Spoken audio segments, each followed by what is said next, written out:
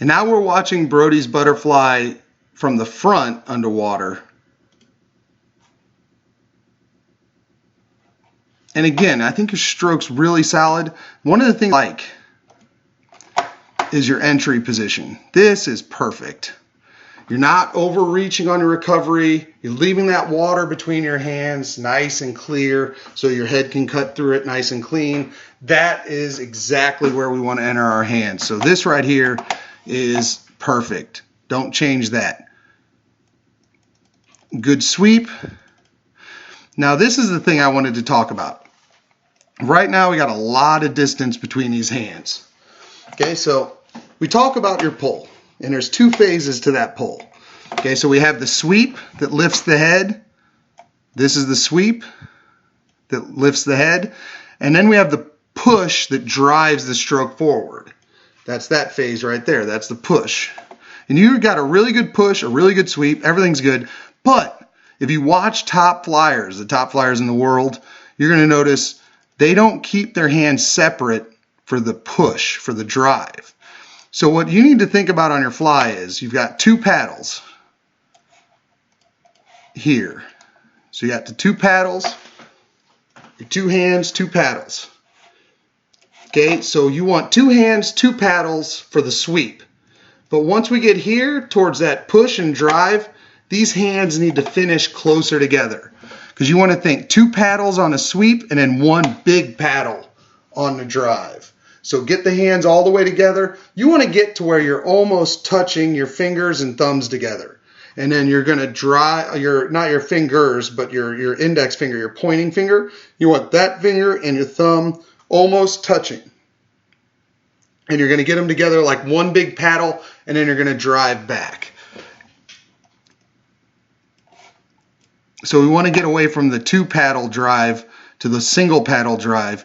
And so one thing you can do, so we've talked about our fly drills, right? We got our left arm only, which is good for kick timing, our single arm, good for kick timing. We've got our single double, which is good for breath timing, the head timing that we're talking about. Now another thing you can use that one for, or variants like two left, two right, two double, three left, three right, three double. I know you know these drills. I've seen you do them.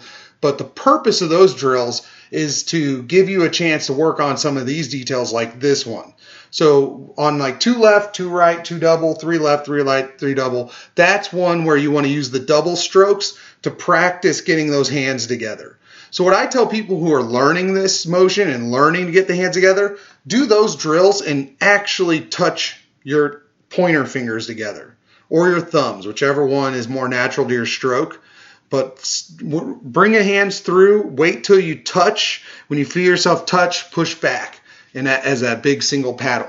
Okay, now you don't want to touch when you're racing. You want to sweep through, finish that sweep and get close but not entirely touching. But for the drill, it's good to touch on those drills because it tells you that you've got the hands in the right position. You're not guessing. You know they're there because your index fingers or pointer fingers or your thumbs are touching.